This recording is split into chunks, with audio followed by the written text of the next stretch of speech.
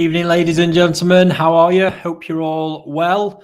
Good to be back again for episode 92. Apologies about last week. It really is an absolutely chaotic period right now. I'm not going to lie. I might even just use this as an excuse just to kind of sit here and read your comments for a little bit, just to give me head a rest. So I'm not quite sure how long we're going to make it through this evening. Honestly, if you knew half of what was going on at the moment, biggest thing, most of all, it's been a chaotic month for shipping. Shipments going out now as well, but yeah, coming in, and we really are starting to hit capacity. It's pretty frightening the amount of fish that are actually swimming around at the facility at the moment, with another colossal load actually coming over Friday and Saturday this week. Oh, I'm looking forward to it. Really looking forward to it. Don't get me wrong. I always like getting the new fish over, but yeah, this is a testing time of year as we're trying to keep things right. Having to use more of them outdoor ponds that are ambient. So, we come up against a lot of the same problems that you guys do with that one, because we've got them fluctuating water temperatures as they are, and a lot of movements in and out as well. And yeah, just the general amount of fish, when you've got new fish in from shipments, these things for the first 2 or 3 weeks can be incredibly volatile. It's you can think you've got everything right, then all of a sudden everything starts going wrong at the same time, and it feels like sort of recess at A&E. It's just absolute carnage. It can be. So it's kind of been a little bit like that this week. I think we had was it shipment last week, possibly? Yeah, it was, and then a couple of weeks before that as well. Oh, got some amazing fish like that. That's buzzing, starting to come together. But now fish that were in growing ponds, those ponds are coming to an end, and they're turning into stock holding ponds for a little while we get these new fish through quarantine. That's meaning that stocking levels are kind of really doubling up, getting up to the max. Yeah, interesting period. And let's say Friday, we've got all the Sakai fish coming in, which I can't wait for. This has also even been a stressful period. Stuff you guys don't get to see a lot of. These shipments were all supposed to come in much earlier, but Japan's actually there's been a bit of an airspace shortage crisis, bit to do with an end of year thing in Japan. There's a couple of big events, and it's just absolutely dried up. So this, to be honest with you, should be one shipment on the Friday, but again, because of the volume, we struggled to get it all in one, so it's had to be split over two. And yeah, Heathrow Airport on a bank holiday Friday, Good Friday and Saturday.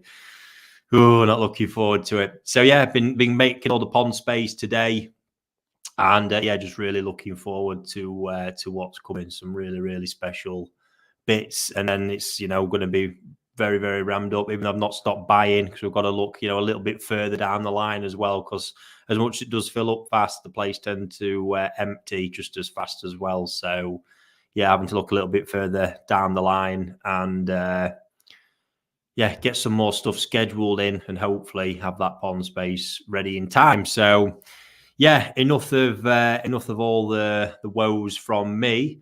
I hope you lot are doing well. Your ponds are doing well. We're obviously moving into that spring period now, so there's really a lot going on. Yeah, keeping up with those temperatures, especially for you guys that are unheated, it really is an interesting time of year and a very stressful one.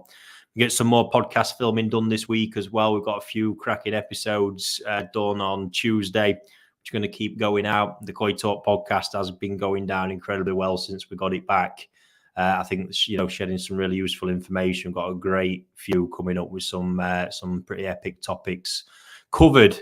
So yeah, right. Let's not forget, guys. This is Question Time Live. So I've seen some of you made a start. Please do start firing those questions in, which I will tackle.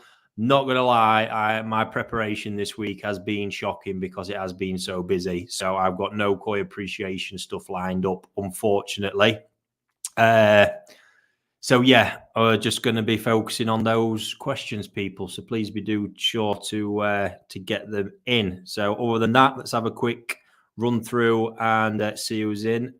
And yeah, like I say, apologies about last week as well, guys, because time just ran away with me in the end, and there was no chance I could get in here, get everything set up and on in time. So right, let's have a quick run through anyway.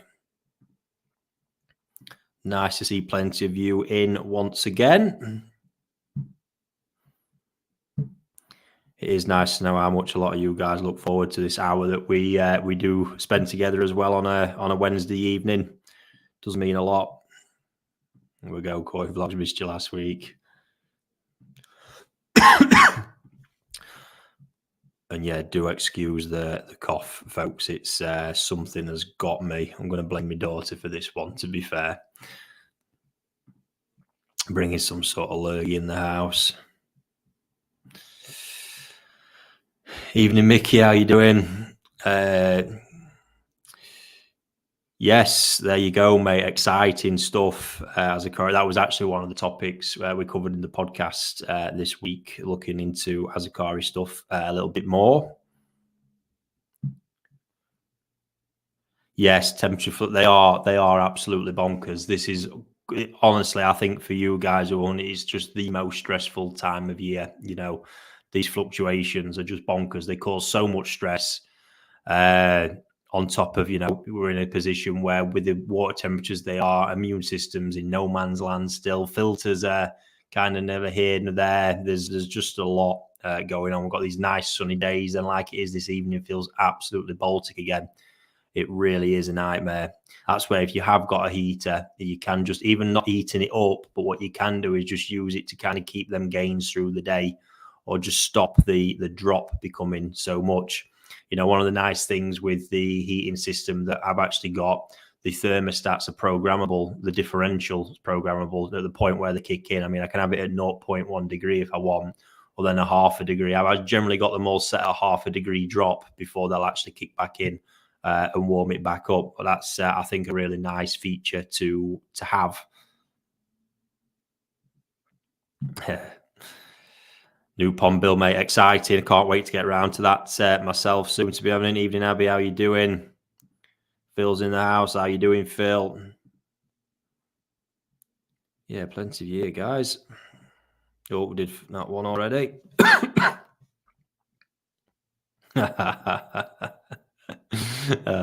I'd never drop you guys on purpose. Not unless it was absolutely shocking. Right. Anyway, first question here. Let's have a look.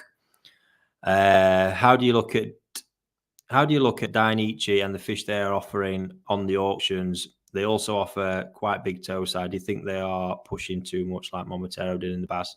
No, I don't think they are at all. The size you're sort of talking at. I mean, bearing in mind, which I'm going to be actually harvesting the pond tomorrow, the NND Tosai Kohaku that I've been raising. They are Tosai now of, I'm expecting the biggest to possibly be tipping 45 cm at 10 months old. Honestly, they are remarkable. The body there is insane. These have just been raised in a 1,200 gallon pond, 40 or so fish. It's been quite remarkable what they've done. But this is two things. Then would I say they've been pushed super hard? No, not necessarily. It's never been in a pond where a stage where the pond's been struggling. And yeah, they've just done it. I mean, in combination with the techniques being used and then the lineage, it's getting what they're capable of doing out of them.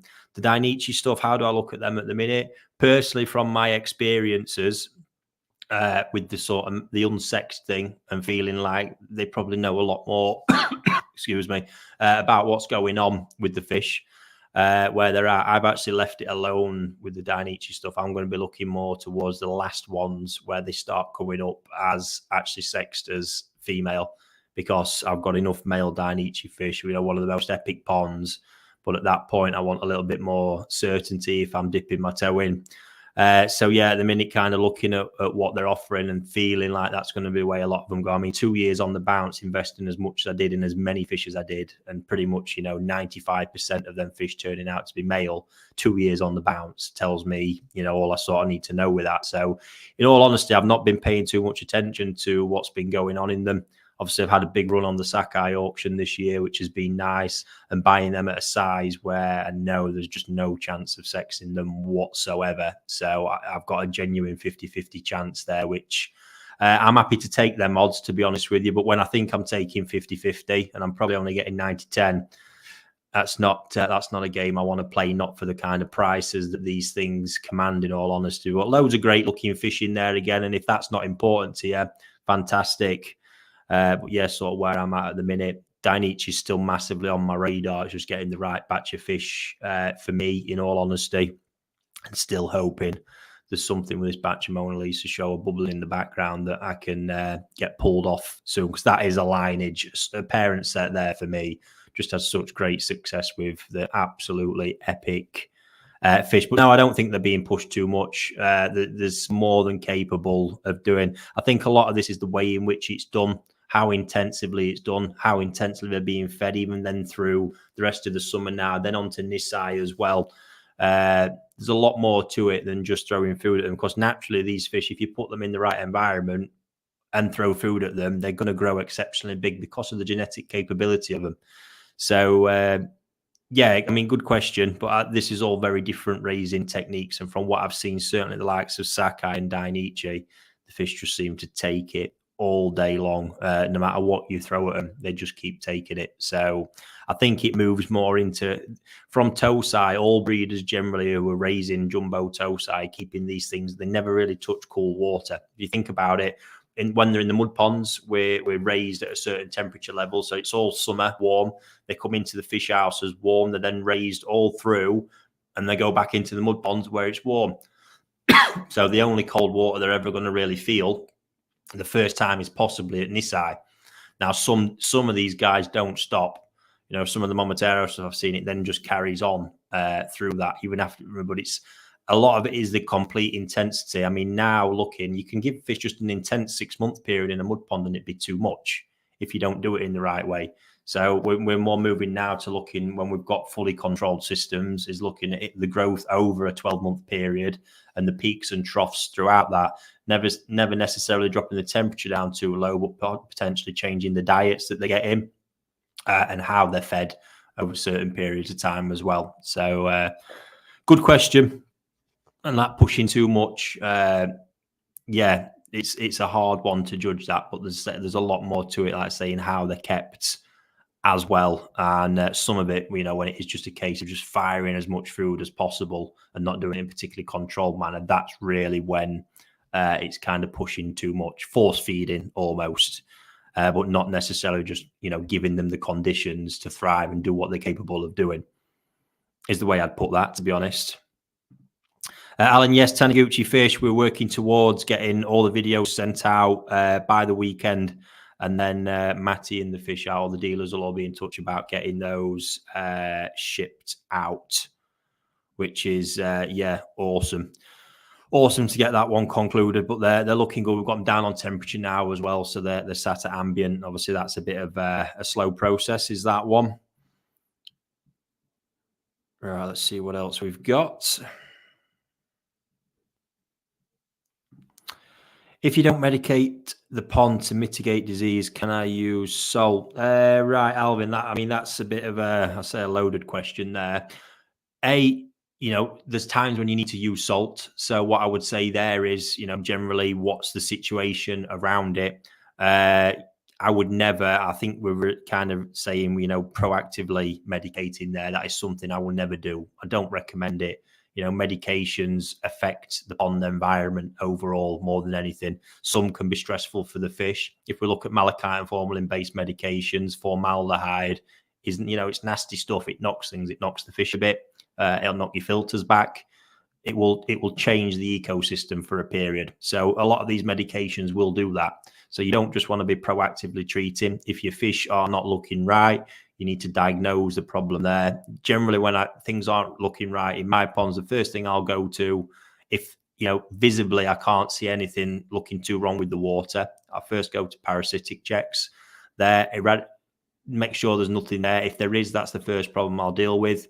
If there's nothing there, obviously investigate the water a bit further. And then even if that's all right, there's no parasites, water's all good, we might be looking more down a viral route, which the symptoms of the fish might often tell you that. And that's when I look to possibly bring salt in and use that along with heat to help recover those types of illnesses. So, but yeah, proactively medicating and just dosing for the sake of it, I'm dead against, to be honest with you. I Don't like doing it. So many in this evening, guys.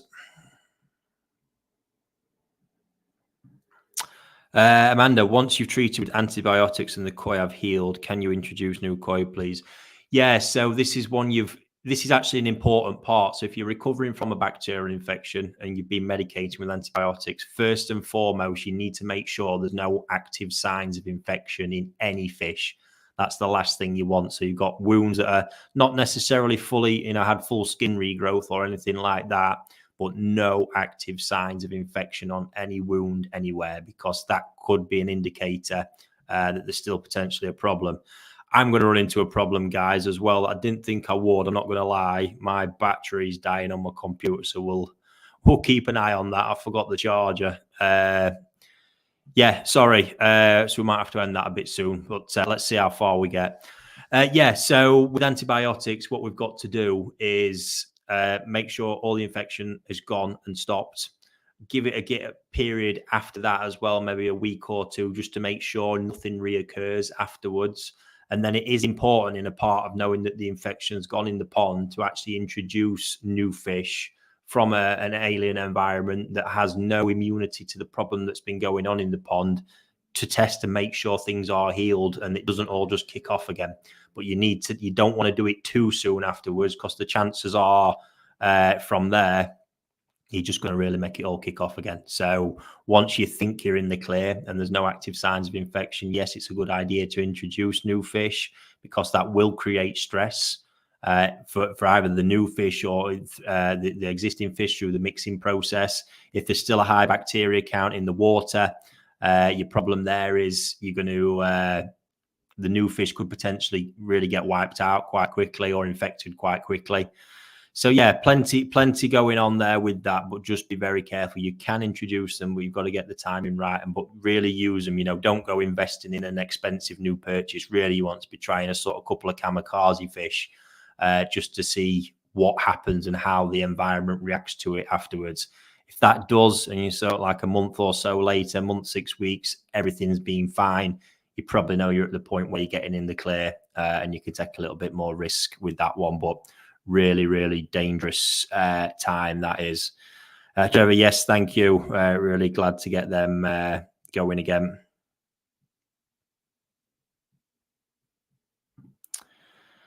Evening, Ricky. Do you feel there could be more information about raising large koi past the ages of Sanzai and Yonzai? You don't really need much more information, to be honest, because the process is exactly the same. The biggest thing at this point, to be honest with you, is just stocking levels. That's all it's going to be. The feeding regimes are no different. Temperature regimes aren't all that different, apart from generally when you get to bigger fish, I wouldn't look to use temperatures as warm. The big fish that I've raised this year, over the summer, it was more difficult than it has been since the ambient heat dropped off of the greenhouse. And then I've moved on to the heating system. At the point of moving on to the heating system is when I've regained control. So I can take the water, at 24, 25 with the bigger fish. You don't want that for really sustained periods, but certainly when that got kind of 28 in the greenhouses and beyond, oxygen management becomes really difficult. And actually feeding enough to put body volumes on difficult. This is where you get to. The thing with bigger fish and stocking levels, the feeding levels are going to really need to be high to get the length, but get in that body is where you're going to struggle, because you're going to, if you was doing it in percentage terms of feeding percentage of body mass, you're going to be on quite a high number to get that super impressive volume. The 1-2% they talk about. Although that level of feeding will probably be too much at times for what most systems can handle, sometimes you even need to go a little bit beyond that to get that super impressive, let's call it Japanese koi show standard body, the kind of body that would compete. So, yeah, but other than that, it's not much different. The hard work is done selecting the fish really when it's Tosai and Nisai, because at that point then you're just taking them further and further with the same conditions pretty much. It's just making sure you get the feeding right. So yeah, we can't really add too much more to it on that one. Lisa, hi Ricky, does hard water affect water quality? If you're meaning in the sense of your kind of nitrite and ammonia, Absolutely not. I mean, the harder water and the higher KH, you would argue, is actually better for your biological filter system, because it is a debate to and fro. You can get a system functioning with a lower KH, sort of like 3 or 4. When you get into the realms of 2 or below, it can be a pissing nightmare unless you're absolutely flooding water through your system. That's probably doing more of the management then than the biological filter. But when you're not using masses of fresh water and running on the biosystem itself, you can really see the difference in performance between a KH of, say, 2 or 3, then moving on to 6 or above. There is no need for it to really be 6 or above, but a lot would argue, certainly a lot of the water scientists, 6 to 8 is a really nice kind of KH to have it. But other bits, your GH element and all the rest of it of hard water, it's not going to affect the water quality whatsoever. So I do think, I hope I've kind of got that in the right direction of what you was meaning there, Lisa, to be honest. Do apologise about the cough. Big weekend for me and the gang, off to pick up this season's stock of Saki Akari. Yeah, wow. Ripping through that stuff at the minute. Amazing though, absolutely do. Again, we'll not get me started on that one. It really does blow my mind. Terry, how you doing, buddy? Let's see what we've got here. Hey, I can't complain. Thanks for asking. That's fired Siri up on my phone somehow. Indoor ponds, will they still spawn at the same time of year as outdoor ponds? Yeah, that's interesting. So naturally, if you've had males and females mixed, yes, they will have subtleties and signs that they know it's becoming ready for spawning, but you will have natural triggers that are emitted from an indoor pond that might actually prevent spawning, that you might artificially want to do. So obviously, if you've not got if you're heated indoors, that's even more control. But if you're unheated, you still will have temperature spikes. So that is one of your natural triggers. What you won't have is rain effect, which can have a big difference. We've also obviously got different lighting hours. There's loads there, but yeah, indoor ponds, they will still spawn, but it might not be as guaranteed as outside, because, like I say, you're emitting some of the triggers that will get that fired up. And yeah, you'll be on the fence of whether you want them to spawn or not. If you do, like I say, you can do things. You can naturally create a raining effect on the top of the pond with a kind of sprinkle bit on their hose pipe. Seen breeders do loads of stuff like that, little tricks to try and get it going. Desmond, hi Ricky, keep up the content. Keep the content coming.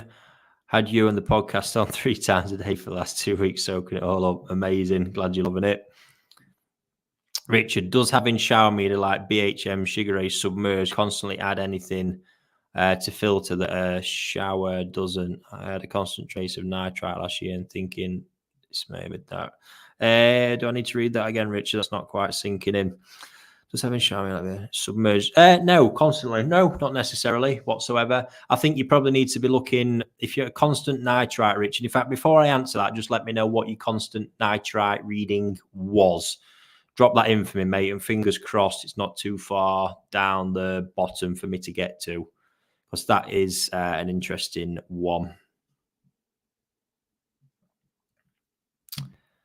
Karen, how are the NND fish progressing when they're ready for release? I presume we mean the NND Kohaku there, Karen. If that's the case, I think I've already mentioned that I'm actually getting them out the pond tomorrow and moved outside, and then we'll be slowly acclimatizing them down so they're in a position to start shipping. And my God, I cannot wait to see all them up close. And that's just not that size. The body they've got for the age, it's just absolutely staggering. I did say it's quite a lineage that they've created, and it really is delivering on an epic level, really.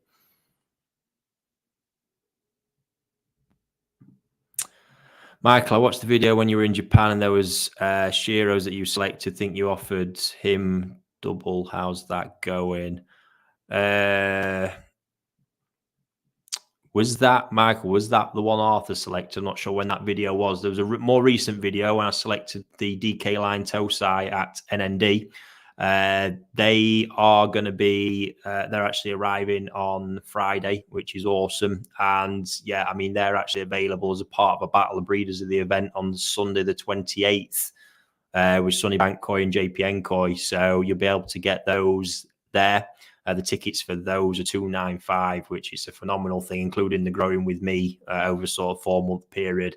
If it was Arthur's fish you're on about, the one, yeah, got no chance of that one. I do keep mentioning it, but he's having absolutely none of it. Alan, good evening. How you doing, mate?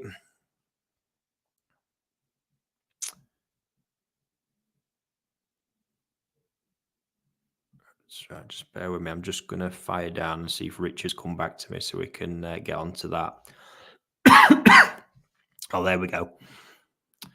0.2. So likelihood is, Richard, you might find that a lot of systems will carry a trace nitrite of 0.1, 0.2.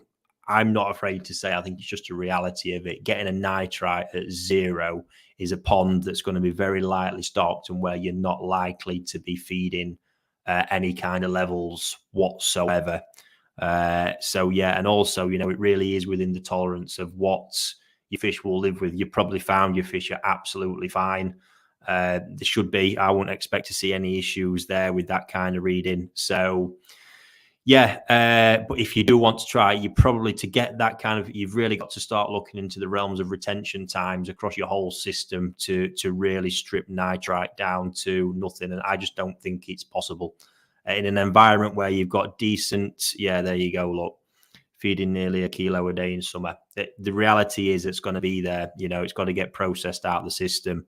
So yeah, I think accept it, and I don't think it's going to cause your fish any harm whatsoever on that one. There'll be people out there completely disagree with that, and yeah, I'd say bullshit if they do.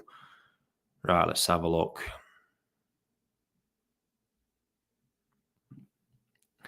Let that Dichi Black Zeus mail go.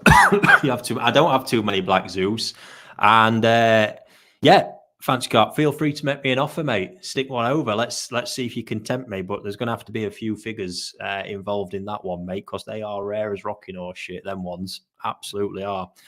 Battery update, folks. I'm on 6%, so definitely not going to make it to an hour. But we are getting cracked on. There's so many questions here this evening. Right, let me see where we're at. I've managed to get some Dragon Ball Sankey so I just wondered what to expect from the Sumi development in your experience. Yeah, I mean, they've shown a lot of Sumi quite early on, to be honest, and the development has been slightly heavier on some fish, but then others not so much. But the Sumi quality has been absolutely immense, but then it generally is on Sakai. But I'd say, yeah, overall, probably expect a little bit heavier Sumi in the more finished fish.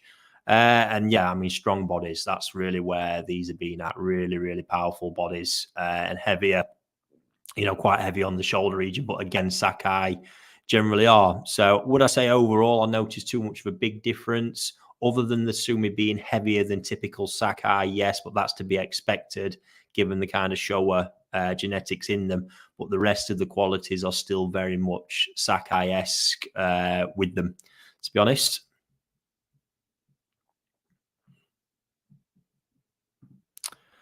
What are your thoughts on Takigawa Farm specific characters? I just bought two Koakus from there with strong bodies, but will the genetic support? Yeah, I'm not that up on Takigawa, to be honest with you. I have had their fish in the past, been to the farm a few times. Do know the son's now taking over, so there will be a lot changing. The older lineage, so that's all I can speak of from that experience. The fish grew well, absolutely. Body tended to come really late on in life. It wasn't the kind of super Sakai power body, you know, a little bit more elegant in that respect, and always amazing skin and good longevity. So I certainly don't think you're going to be disappointed with your purchase, and it is a good genetic pool there, and I'm sure the son is only building on what the father had done there, to be honest with you. But unfortunately, can't shed too much light on that. I've never actually had them. Never grown the fish. Let's say just had them for short periods, but no customers who's had them for longer periods as well. So, like I say, longevity and quality is there for sure. So, yeah, I don't think you will be sad with what you've got in the slightest. Yeah, good question. So, any news on the tickets for the Sunday event? Yeah, I didn't put them up on the site because we had some discussions going on with the venue as to which part of the site we're actually going to be on, which will dictate how many we can release. But I am looking at getting that sorted and they'll possibly be going up on Sunday. But stay tuned to our Facebook page because I will drop information as soon as we know they're going up. And obviously, if you're in the WhatsApp group, it'll get put in there as well. So yeah, keep your eyes peeled for updates coming on that one. Are you still getting Tosai from Tucano? Do you have evolutions, videos, pictures from the Tucano fish that you raised in the past? Would be nice video to make and upload. Yeah, didn't have too many because obviously last year's mainly went for the event, the Tucano event. So I've got a few from that batch kicking on, and one of which is going to become an absolute rocket, let me tell you. And I have got this year's Tosai sat in. We're actually just starting to release a few, and I've now got mine separated and pushing on quite nicely, and they are really coming on strong. There's going to be some super fish come out of them, and hopefully we'll get more documented. I'll certainly be starting a video series on them soon enough, so do stay tuned for that one. And on that note, with some personnel changes and whatnot in the background, we are now expect the Koi Wholesale channel to start flying again from next week or possibly over the weekend as well. Got a lot of journal videos to catch up on, as well as some new content that we've been producing as well. Right, we're on 4%, guys. So I'm just going to do a few more questions. And to be honest with you, I am absolutely shattered as well. And my brain is fried, not even getting my words out. So I'll look to wrap it up this evening. And then, yeah, I'm not sure whether I'm going to be back next week or not, because I've got a little trip coming up. And I'm not quite sure whether the timings will work out. I know the last time I attempted to do it on said trip, it absolutely wiped me out because my sleep pattern weren't great anyway. So let's wait and see. Oh, there we go. The one Arthur selected. Yeah, I've got absolutely no chance. He's not letting go on that one. Let's have a look. Hi, Ricky. Good evening, Johnny. What are the biggest influences on Sumi development, and does this differ for each variety? I noticed that temperature play a role, but I'm interested to hear your thoughts. I've actually got some very interesting thoughts on this. Something I've really noticed this year and kind of put a few pieces of a puzzle together. However, I'm not going to mention it yet until I've kind of further supported the theory, which I'm hoping to do this summer. So time will tell with that one. Temperature has an impact, but not as much as I thought. I think there's a bigger influencing factor. And that's it's just something this winter that I've noticed and thought, shit, that really makes sense. So yeah, I'm not just going to throw it out there until we know, or I know, I'm confident that that is legitimate experience, because I wouldn't want people all of a sudden off of a thought that I've got going and altering pond setups and all the rest of it, and it not actually be the case. Colin,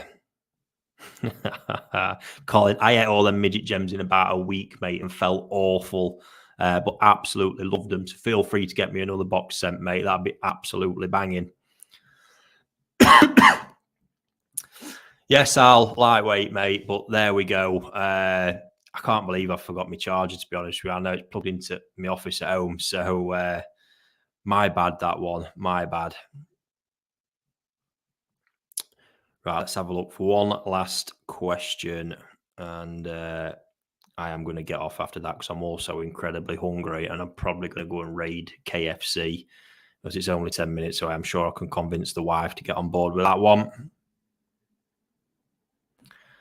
Tom, thanks for all the advice. It really has made koi keeping more enjoyable. Even invested in a small air source heater. I've ended up into goldfish as well now, though, involved in your dad's Jasara comp. That's amazing to hear that, mate. Yeah, you can't beat the fancies. I've got my my new Tamasaba army actually turning up on Friday, which I can't wait for. So yeah, that's class. I'm very, very pleased to hear, mate, because genuinely, you know, my only reason for kind of starting all this was to enhance the hobby for people. And yeah, the fact it is doing that is absolutely amazing. Ricky, if you had a private pond, what would be the first 10 koi going in, breeder variety? Oh my God. I mean, seriously, Steve, can you imagine me? Oh, I can't do that. I mean, Ginringo Sankey would be right up there. And yeah, you know, I've just had a really nice win with Ginrin Kowaku at the All Japan at the Wakagoi at the weekend. Not Sabaki Prize. That was years ago. Sakura Prize, absolutely made up with that one. And yeah, I've got a bit of Ginrin collection building up in the background again. But I mean, having the pond I've got, I call my pond up at work at minute, Marusho Sankey, NND Marusho Sankey would probably be right in there for a start. But I mean, after that, yeah, wow. There'd be a lot of Sankey. There'd be a lot of just 10. I think it'd be an easier question if you said the first 50 going in. It's a nightmare, but that one springs to mind because I've done so well with them. Been absolutely phenomenal. There'd certainly be some Sakai in there. Dichi, absolutely for sure. If we're on a breeders thing. Mariyama, I think, has got to be mentioned. This Ginrin and what he's doing with that variety right now, and Mariyama Kowaku in general. But then you go Nogami, just has some amazing Nogami Tosai arrived last week, looking phenomenal. I don't like that question whatsoever, buddy. So I'm going to leave that one there. And yeah, other than that, guys, I'm going to call it a night on that one. I really do apologize. My bad. And yeah, I will update you next week. Like I say, stay tuned for the announcement on the tickets. There are still tickets for the Shirut Sori, although not many, I'm led to believe now. Do have check in with the guys and have a count. But the yeah, on the Sunday of the Battle of the Breeders event, the NND Shiros, we've still got. And yeah, like I say, news on that. So I am heading off to Japan on Monday. Arthur's coming with me, which I'm absolutely delighted about because it's over the Easter holidays. I've got a hell of a trip lined up, and I will be sure to document as much of it as I can as possible. So yes, there we go. Thanks to everybody who has tuned in. I will apologize again. I feel like a right twit on that one, but fingers crossed. I'm going to be gone for a couple of weeks, so fingers crossed. I'll try my best on one of those Wednesdays to try and get tuned in. Possibly not next week, so I'm going to be traveling a lot, but the week after, I'll be at the house in Nagaoka. So yeah, I'll be a lot more settled. Other than that, enjoy the rest of your evening, folks, and I will catch up with you all soon.